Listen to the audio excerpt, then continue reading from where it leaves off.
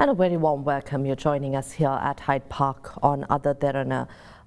Tonight we'll be focusing on Sri Lanka's current situation, the post climate risk situation, post Cyclone Ditwah situation, and how going forward in the long run in a sustainable manner Sri Lanka can prepare itself to be more vigilant and prepared to face climate risks, hazards and other disasters that the country, the land is prone to.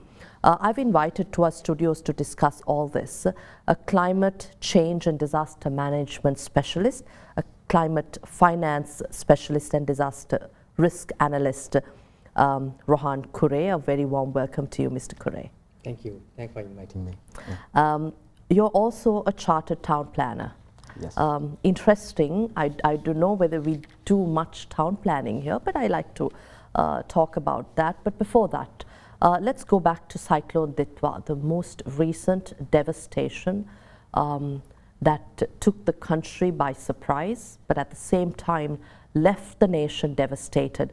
Over 640 people confirmed dead as a result of the devastation caused in the country. And the storm left a massive devastation on human life, on agriculture, on the country's ecosystem itself, and the risk on the financial situation of the country.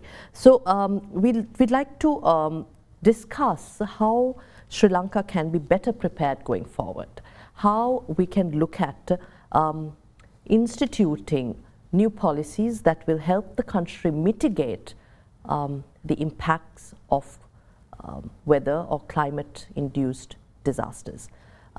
I think we are going to discuss all that, but first I'd like to find out, you've been involved with the ADB before, the Asian Development Bank, the UNDP, the United Nations Development Program, if I'm not mistaken, and you're also a climate risk information management expert and risk information management specialist. So if you can take us through your roles, what this really means.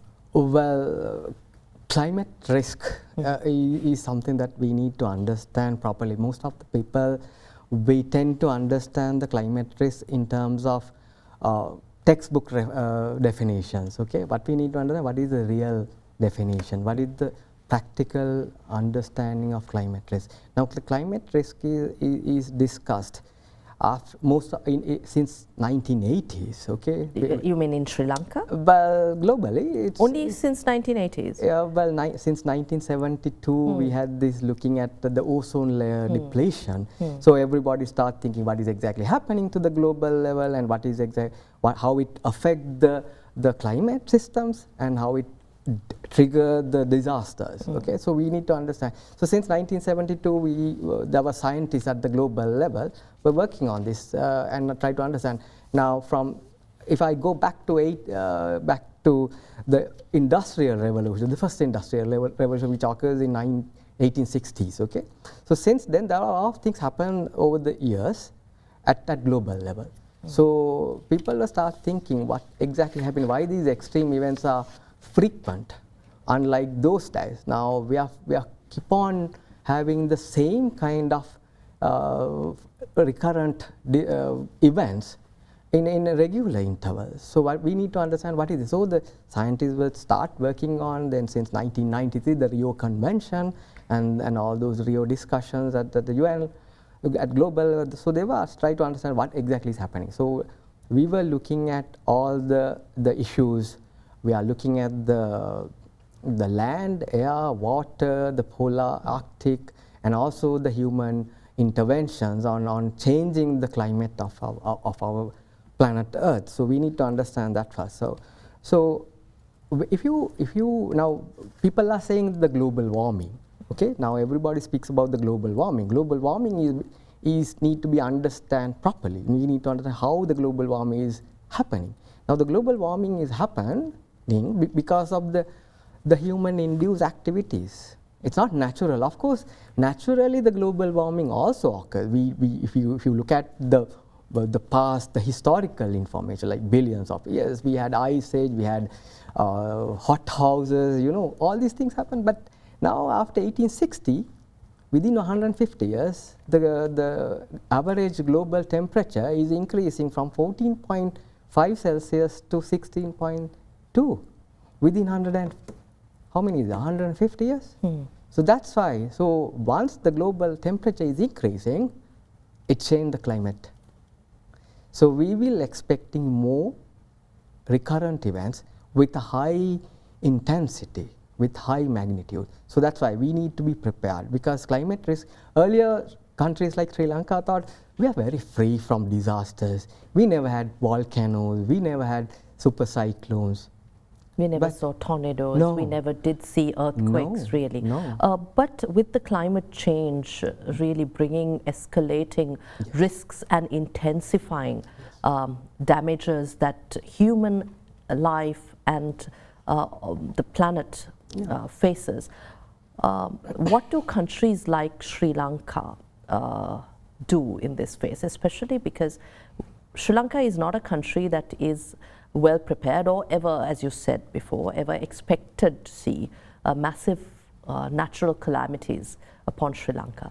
So what happens to a small island nation like Sri Lanka in this situation? Well, we have our own preparedness system. Now, if you even now for an exam, I'm not going to speak about the recent disaster with Ditwah, but I will come back, I will take you to the ancient times, okay?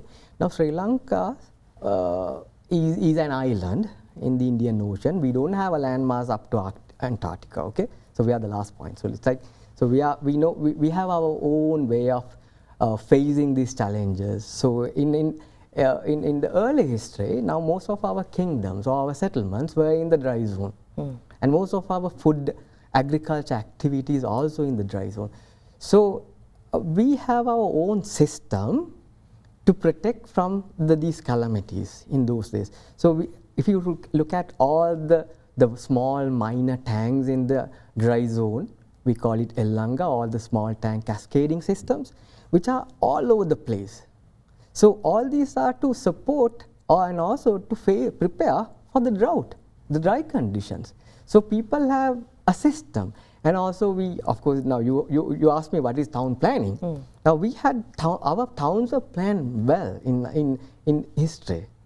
Anuradhapura is a planned city, and also our countries or the village settlements are also built up on the concept we call the temple, the tank, and the paddy field.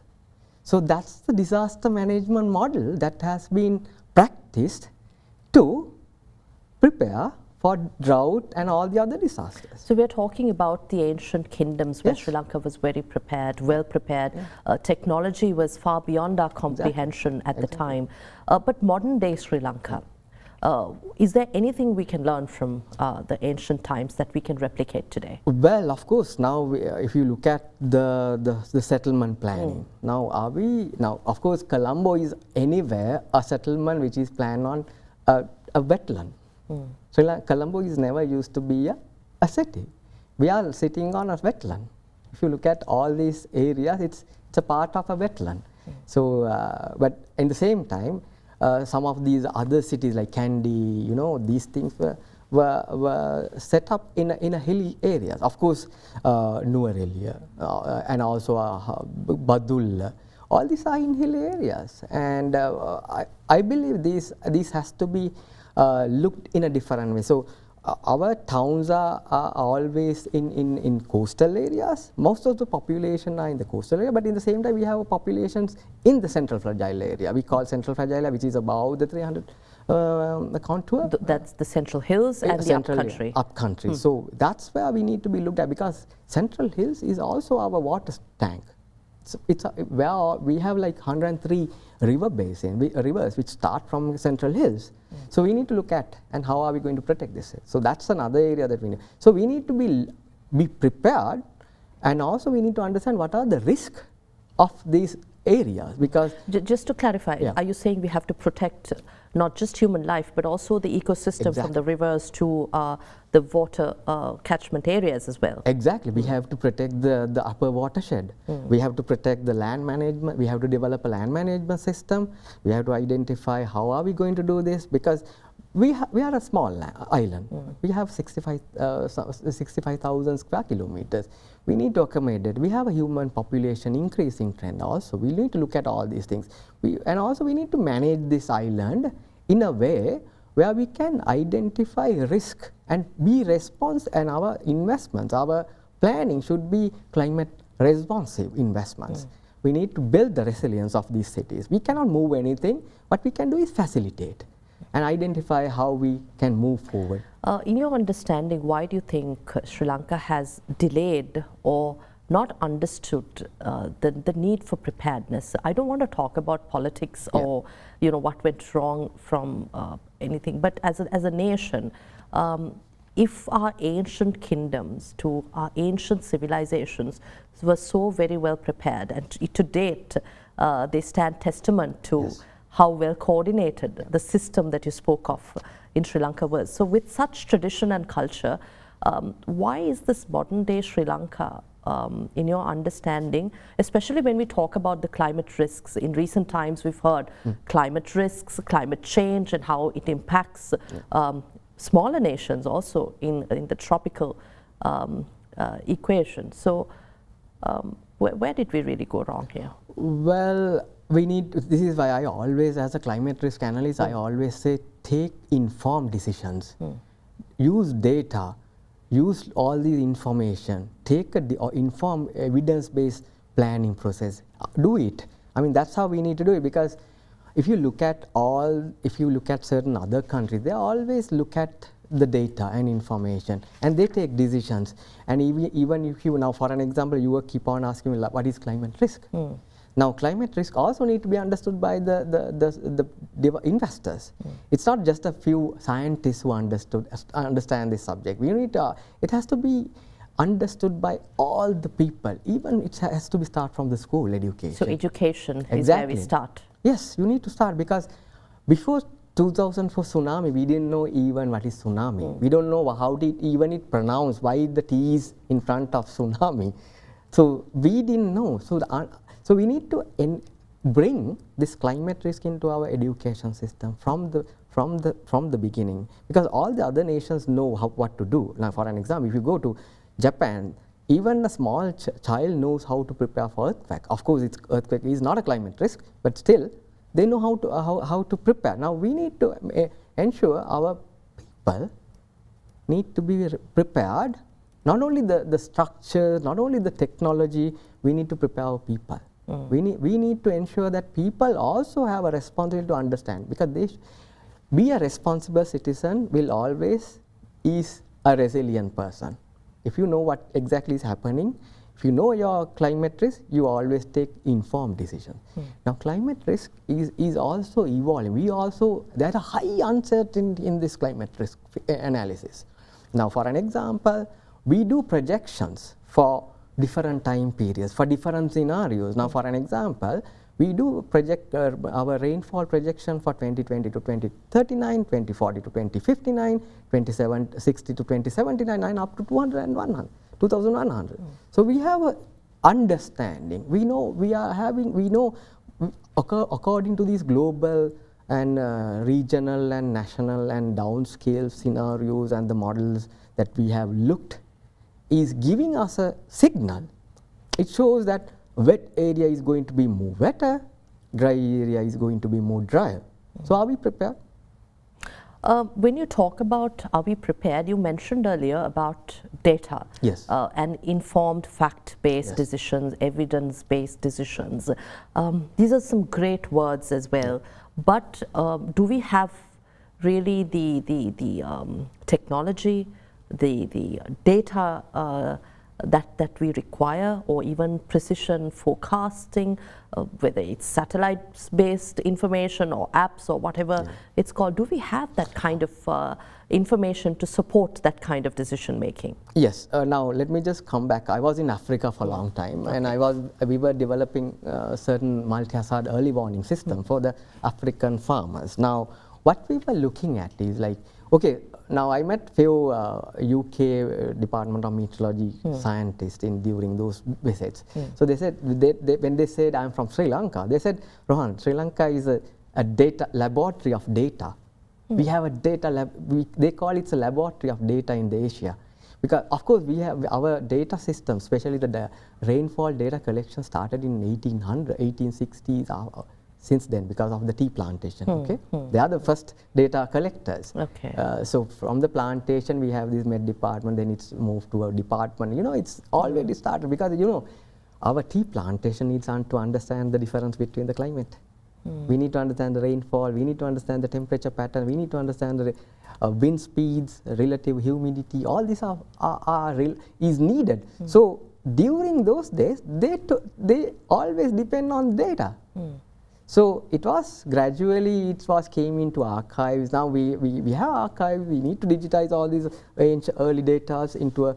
It's still not digitized. Well, it's not digitized much according to my understanding, but I think those can be easily done. Okay. Now that's for the Med department. But in the same time, we need to understand the sectoral, the developments. And now, for an example, we need to understand where are we, what are the energy sector data that we need to analyze and develop the climate risk plans for those sectors: energy, transportation, waste management, agriculture, fisheries, livestock, health, education, urban planning and human settlements, tourism and recreation.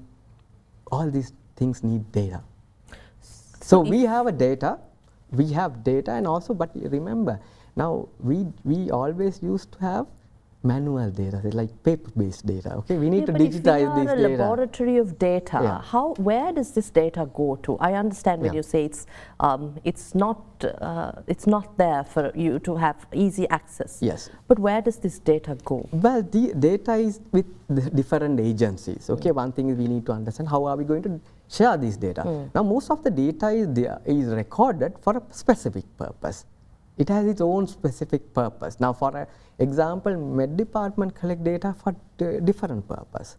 What would be that? I mean, they always look at, they want to develop the seasonal forecast for our agriculture sector. They wanted to provide the forecast to the aerodrome. You know, we need the Med department. One of the biggest job from the Med department is to provide the wind information of the aerodromes of our country. I think those are never failed. I mean, we did not have any major plane crashes in Sri Lanka. Because why? Because they have given accurate data. What I'm trying to understand is, if there's so much data sitting in our departments, archives, and data collection offices, why is this data not translated to the average human being? Because I understand this is for aerodrones too. You know, there are the countries that make a living out of this precision forecast. For example, they sell this information to other countries so that makes money. But here, I don't think I understand what it means when we give a forecast, or when any weather forecast says there is this amount, this milliliters of or millimeters of rainfall. So how do you translate that data so that the average human being, a child, understands? You mentioned Japan. Even a child understands how to prepare for an earthquake. Maybe we have not been prone to disaster, but how do we fix this translation gap? Yeah, I think that's something we all need to be looked at now. If you look at these technical agencies now, for an Department of Meteorology, National Building Research Organization, Irrigation Department, Department of Agrarian, they all give hazard-specific alerts, hazard-based warning we call. What we need is to translate this hazard-based warning into impact-based warnings. Where now, for an example, if I say to you, you will expect 70 kilometers per hour wind speed within next 24 hours. So you will ask, so what? Yeah, I mean, I wouldn't know. Yeah, I would so think it's the car speed. what we said is, in other countries, most of the other countries, of course, the technical agents issue the warning with something very scientifically, but then it has to be transformed into impact-based warning. So how are we going to transfer? Now, for an example, I can easily say, now if the rainfall is we are expecting 100 millimeters of rainfall in central hill, you need to translate into a impact-based warning. Say, okay, because of this, these are the people that will be affected. These are the areas that will be affected, and this is therefore you need to take these precautions. So that information has to be developed. We need, because we should not only stop at hazard-based warning, we need to translate into a impact-based warning. Now, for an example, US Geological Society, whenever there is an earthquake, they always give hazard maps with impact-based warning. They give, okay, these are the nearest city with this is the population. It's going to be affected with high intensity. And these are the moderately affected, going to be affected. So likewise, they have maps or they have information. They transform that 8.9 magnitude earthquake into a impact-based warning. Then the people will understand, because that's what I always say. I always sometimes say, you need to tell the people that if the wind speed is more than 57 kilometers per hour, you need to tell them, is this wind will lift off my roof? Is this wind will break my trees? So that if these trees will, if this wind will completely destroy my coconut estate. So that's something that people will understand. Okay, if it is more than 57, okay, we need to prepare, or at least I need to prune my trees. So that's a preparedness that we were looking at. So what kind of coordination is needed? You've worked elsewhere in the region and out of the region as well. So if it is a prediction of 400 milliliters of rainfall, which could do the damage that Ditwah did to Sri Lanka across the country, no province spared. So there must be some kind of seriousness that goes into this coordination. That goes into through whether it's departments or whether it's communication to the people. So how does this happen? Yeah, first thing is, it's not milliliters. Milliliters. It's millimeters. Millimeters, yes. So that's millimeters of rain, 400 millimeters of rain. Now that's the problem. Now we, even for us also, we need to understand what is millimeters and milliliters. So therefore, now the coordination is, now when a technical agency issue a forecast, rainfall forecast, something like that, then we need to transform that into an impact-based warning. So I think my understanding is disaster management center is there.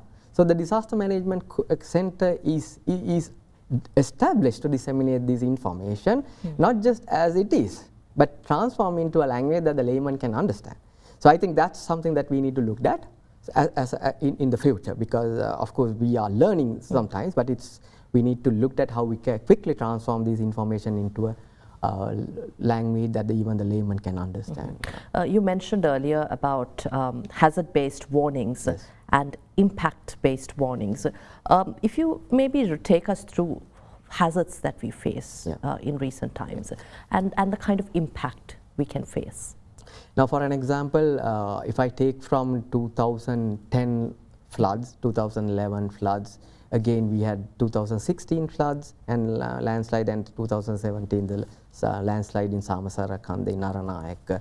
So all these things were extreme weather events, climate-induced extreme weather events. Now, if you look at the return periods are it's very small, and it's within even like every 5 years we are going to have affected. Now, and also we need to look at how the impact, not only impact in terms of people. Of course, we need to understand when if a person is died, even it's a one person is died, it has to be taken care of. It's not, these are people's lives losses. So I always say, no, even one person's life matters a lot. So that's there. But in the same time, we need to understand what is the economic damage and loss to the country.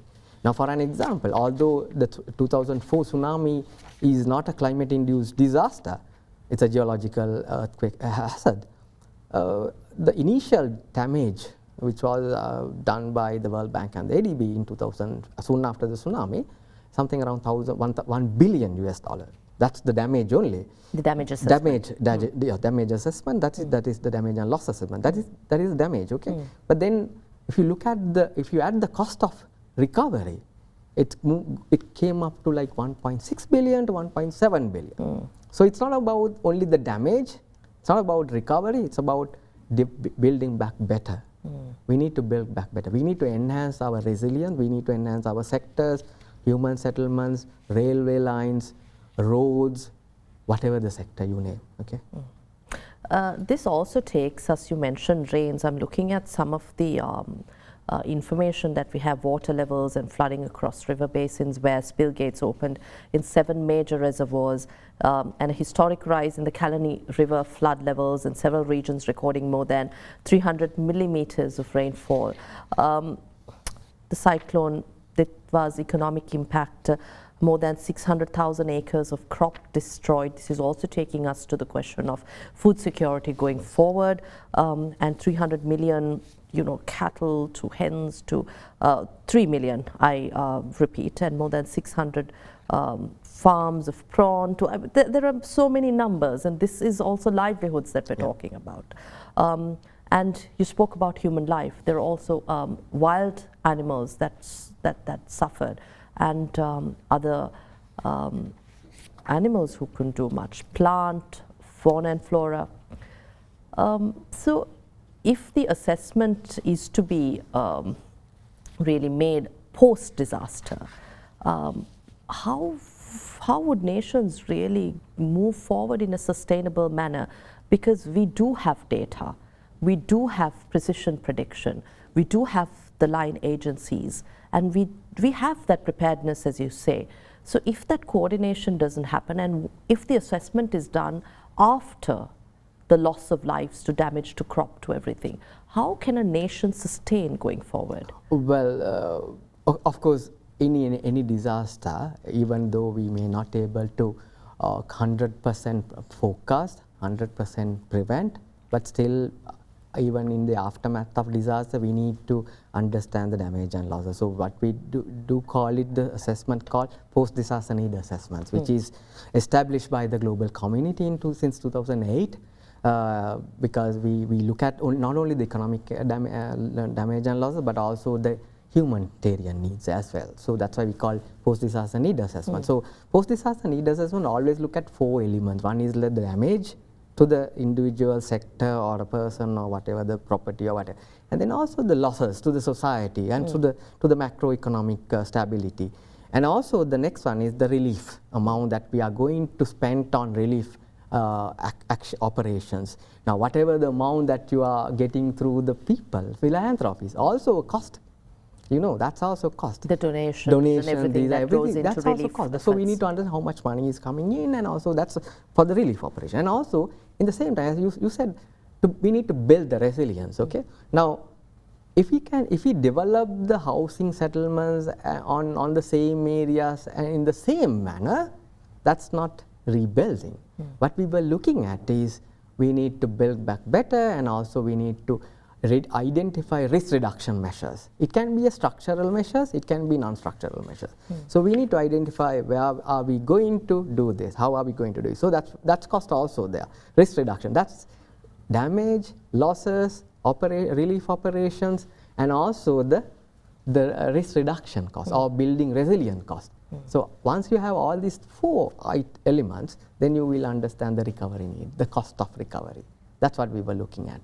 So that's the amount that we need to be, because then only we can prioritize which sector we need to be looked.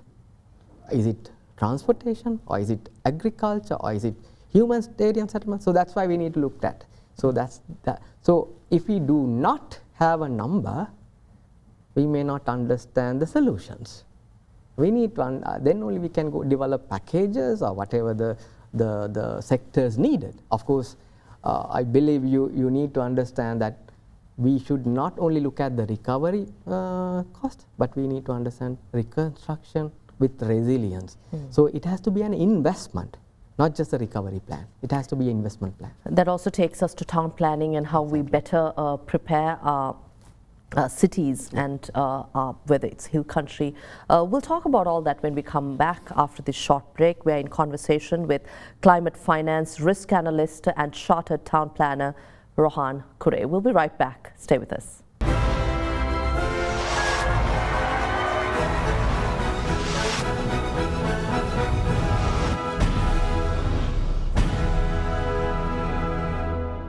Welcome back. We're in conversation with a climate risk analyst and climate change and disaster management specialist, chartered town planner, Mr. Rohan Cooray. Since we were talking about town planning before we went in for a break, of course, I suggest that we focus on the more recent accusations or even the grievances that some of these risks and even the disasters are a consequence of our ad hoc measures taken, whether we pave a road or whether we build a bridge or whether we reconstruct. Before we talk about what went wrong, I want to understand what laws and regulations govern situations as these. Okay, that's a good question, because we need to understand what are the governance mechanism that plays in our system. Okay, now we need to understand the legal framework, the policy frameworks, institutional mechanism, coordination and implementation mechanism in order to implement and develop a resilient nation. If you don't understand your legal policy and landscape, you may also halt it, because those are sometimes we call challenges. We need to, because if you've been stopped by a particular law, then it will halt the development. Now I always say that the climate change is an unresolved issues of development. Unresolved issues of development. Climate change. Because when we develop something, when we develop a human settlement or when we construct a road, we need to incorporate the climate risk. If we have identified the climate risk, we could have not have these problems. That's why I always said these are unresolved issues of development trajectory. Okay, so that's what we need to. So, okay, let me come back to the laws and the governance mechanism. Now, if I go back to 1900. We have a flood protection ordinance which is enacted in 1924 to protect the major cities in Colombo and all the other parts of wet zone. Okay, it was enacted by the British in 1924. So we have not made any amendments since? Well, there was amendments. Okay, there were amendments, but let me just go back again to the question. It was enacted in 1924 to stop the floods in Colombo and major rivers. Oh, so it has not gone beyond. Now we are in 2025, almost like 101 years. We are trying to identify the solution for the same problem. Okay? These archaic laws and measures have really derailed the country moving forward in that case. Well, it's not derail, but the problem is now we need to understand and update these laws, because climate change was never discussed in 1900. But climate change has been discussed more often in recent times, and at least in the last 10 years, we've been discussing climate change, climate risks more frequently than before. Yes, in the same time, let me go back. There is we also know that we have this Quarantine Act 1897 enacted. That's also a bit to protect the people from epidemics and pandemics. Okay, we spoke about this during COVID-19. I remember. So we have laws and enactment. Then in 1946, we have a Town and Country Planning Act. It's a Town and Country Planning Ordinance, because it's still 1946, before the British period. I mean, before the independence. And then in 1978, Urban Development Authority was established by the Urban Development Act number 41 of 1978. And also in 1981, we have amendments to the Town and Country Planning Act in 1946. And also I forgot, before I forget, even we have a Housing and Town Improvement Ordinance which is enacted in 1916. So do we make use of these? Well, that's a question. Now there are, of course in 2000, we actually established, based on this Town and Country Planning Act, which is ordinance which is enacted in 1946. There was a amendment to the 1946 ordinance, and the government then has amend and make a new bill, a new act called Town and Country Planning Act, and that's is the triggering point where you develop the National Physical Planning Department. Okay, we have a National Physical Planning Department. Have you ever heard about that? Do you know that we have a National Physical Planning policy in Sri Lanka, which is started in 2000? It was then moved into 2007. It was discussed and gazetted in 2011. Of course, in 2019, it was used for the usual political arena. Of course, then National Physical Plan was there, and we have a gazetted National Physical Plan, which is gazetted in 2019. Okay, so in the gazetted National Physical Plan, there are 4 development corridors identified. Okay, and plus the environment sensitive. They have identified central fragile area is to be protected. Central fragile area it means that above 300 meters, and also look at the 500 meter contour, 1500 meter contour lines. Okay, you need to identify different regulation. We need to adopt different guidelines to protect our central highlands. So that's why it identifies central fragile area is an eco-sensitive area. Of course, we don't want to, people may not change, people may not want to leave, but we need to identify how the people can live with this risk. How we can, because just like Japan and other risk-prone countries do. We need to ensure that people will understand the risk, and then they will identify how to get rid of this risk, or at least to a level they can cope up. Okay, so we need to understand that. So in the same time, this National Physical Plan identify Colombo to East Development Corridor, which is much more livable than all the other areas, which start from Colombo, Kurunegala and Habaran up to Habaran. Okay, that's the stretch that the National Physical Plan always promoted. Say this is the livability area in Sri Lanka. Of course, then in the same time they said from Galle to Hambantota is a eco-sensitive tourism and eco-sensitive area, and then of course Jaffna Kilinochchi corridor. Then Batiklo Ampara corridor. So all these are development corridors has been identified, and also they have said, okay, if you need to understand how we are going to protect these things, and how we are going to incorporate, and how we are transform this National Physical Plan into an investment plan. That's something we need to look at, because in the same time, now for an example, now this recent Ditwah has caused more than 1,241 landslides, major landslides, not just a smaller landslide. Most of the landslides are more than 1 kilometer. Okay, so it's a huge destruction. Now all these things happen in 9 districts in the country.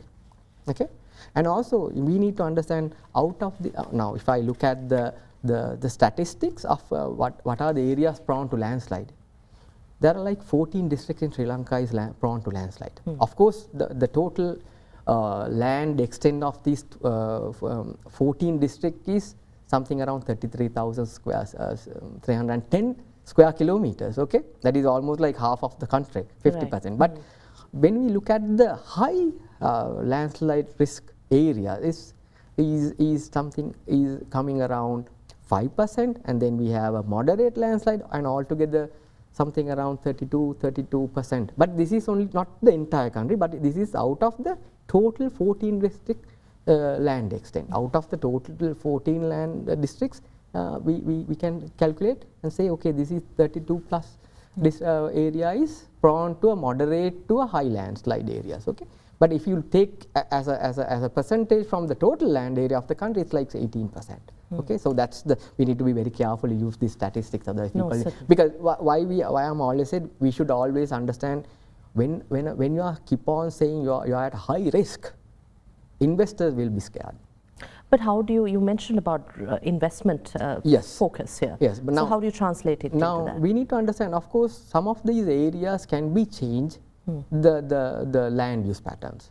Some of these areas we can change the functional use of the particular location. Of course, we may not able to take over the land from the particular person who own it, because we have to respect the ownership of the land. But still we can ask them, okay, change the land, functional use of the land. Don't live there, but you still use something,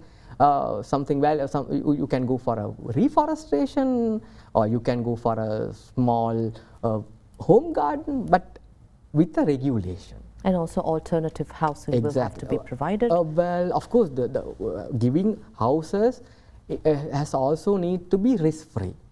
You just cannot just give a plot of land and say you can build. But that's not I don't think the government will do that. I believe the government will always look at the risk-free lands, because there are risk-free lands even within anywhere. And also we need to identify how are we going to go for a horizontal development, development, are we going for a vertical development? But of course, some people they have a different thoughts. Now, for an example. But what would work for a country like Sri Lanka at this given stage, horizontal development or vertical development? Well, I do not say that everywhere in the hill country should you adopt vertical development, because that's also another myth that people think, okay, let's go for vertical. No, you have to look at the location, geography. Then only you can identify what is the most suitable development pattern, the built up area development pattern for the particular, because climate risk is geography specific. Climate risk is location specific. You cannot just give something that you are developing in Colombo to Nuwara or Badulla. Now, for an example, now before I forget something, now when we are developing our side drains on the both side of the roads, we need to understand the width, the height, and the length of these drains. Okay. Now we always accept that the rainfall intensities keep on increasing.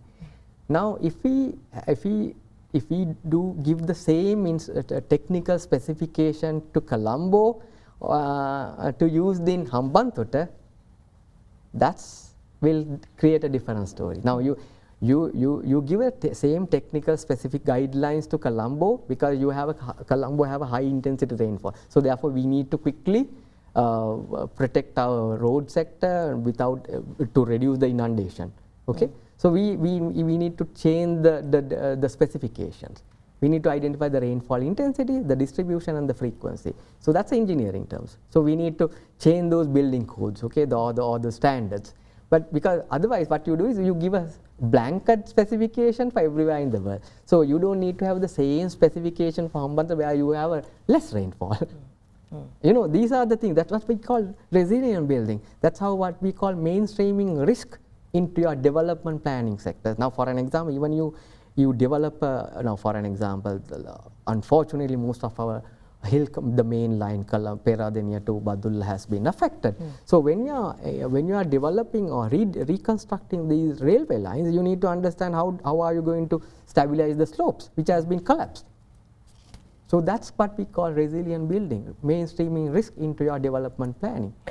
So what I also understand is that a lot of reforms should go into decision making to implementation before this kind of change is brought about. You earlier mentioned about the laws, the regulations that already Sri Lanka has had, and some of them age old, but they were specifically planned and compiled to address time sensitive or area sensitive issues. Now we see Colombo and suburbs frequently being inundated.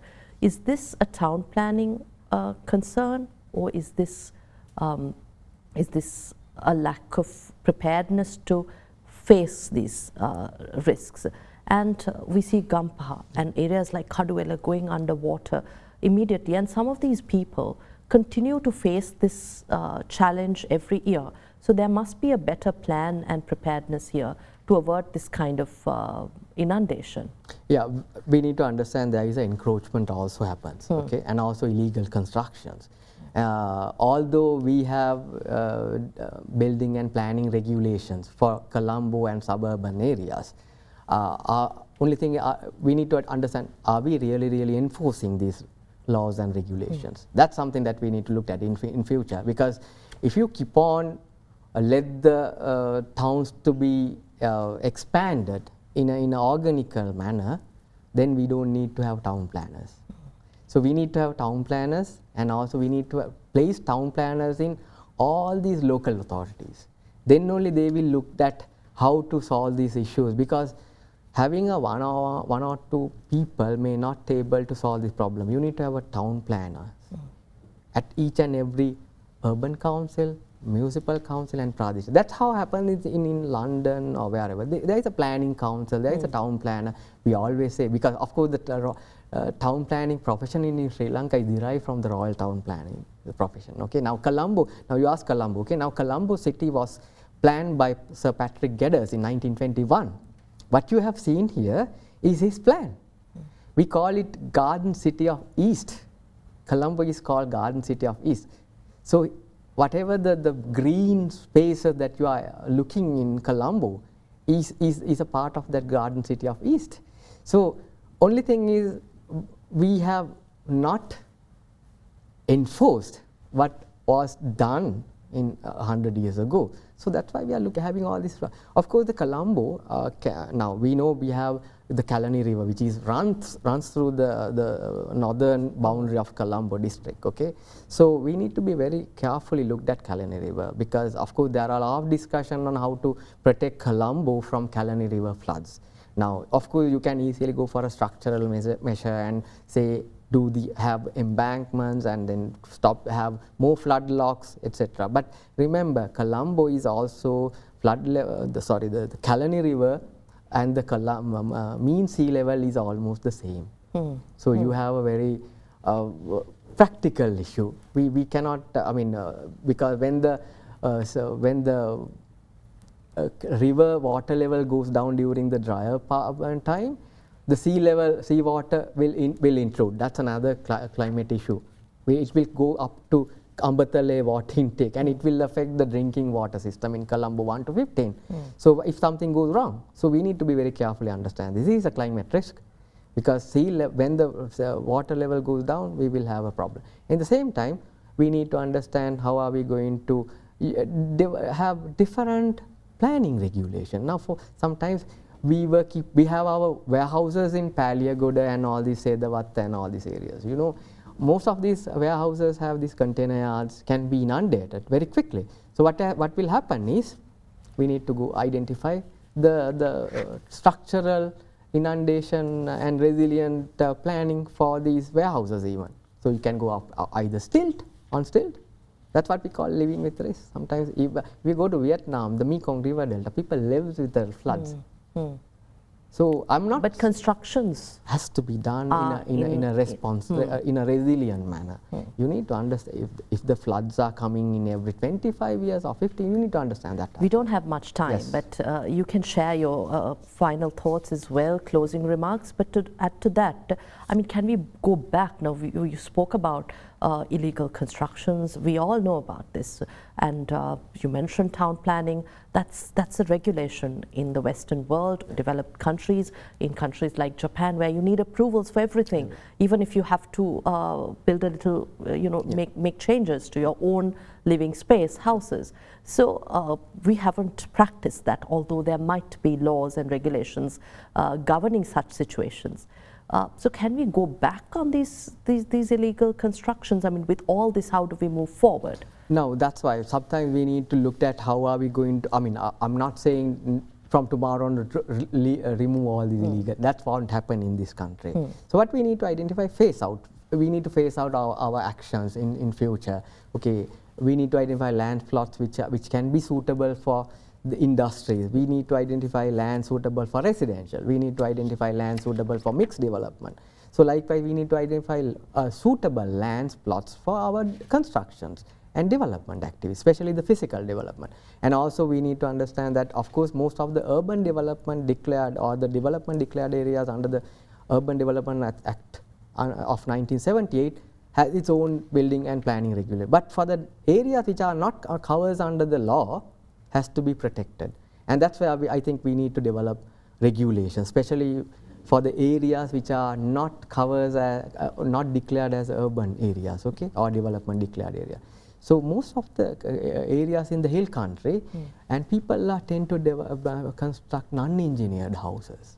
So we need to inform that your house has to be developed or planned by an engineer. And but there should be some government support also. Exactly. I'm sure the population cannot really afford that. So as a result, in many areas we see ad hoc constructions taking place. Something we could not talk about were early warning systems. I would be happy if you can touch about that as well. Well, now for the early warning system, of course, we need to develop our multi-hazard early warning systems to disseminate impact-based warnings. Okay, but we should move away from our conventional hazard-based early warning to a multi-hazard warning system towards a impact-based warning. So and it can be easily done for floods, landslides, high winds, and also we can use the global models. Of course, we can easily connect with the global models, and we need to, of course, we need to bring the new technology. Of course, I believe with the support of Japanese JICA, they already started constructing a Doppler radar in Puttalam, of course. But remember, having a Doppler radar does not safeguard all that doesn't mean we are all safe now. No, Doppler radar only can give a now near real time information only. They cannot forecast for like what will happen in next week, not what will happen in next 3 months or. So you need to remember something. Even you have the best technology, sometimes you may not able to safeguard. The best thing is prepare. Prevention is better than cure. Certainly, and I think on that note, it's time we wrap up. But this certainly is not only a wake-up call, but a tragedy that has put Sri Lanka in a lot of chaos. But at the same time, the silver lining is that we can start now. We can start preparing now, and we also understand that there's a coordinated effort is needed, whether it's line ministries, departments, town planners as yourself, engineers and scientists. We need coordination to ensure that the risks and the impacts are not felt as bad as we did as a result of Ditwah. Thank you very much, Rohan, for your time here at Hyde Park. It was indeed a very informative discussion. We were in conversation with Rohan Cooray, climate finance, disaster risk analyst and chartered town planner, has also worked with the ADB and the UNDP and also worked in a number of other areas, including a scientist at Human Settlement Planning and Training Division at the National Building Research Organization. So I believe this discussion was informative to our viewers as well. Thank you for watching. We'll see you again next week with yet another discussion. Have a pleasant evening. Good night.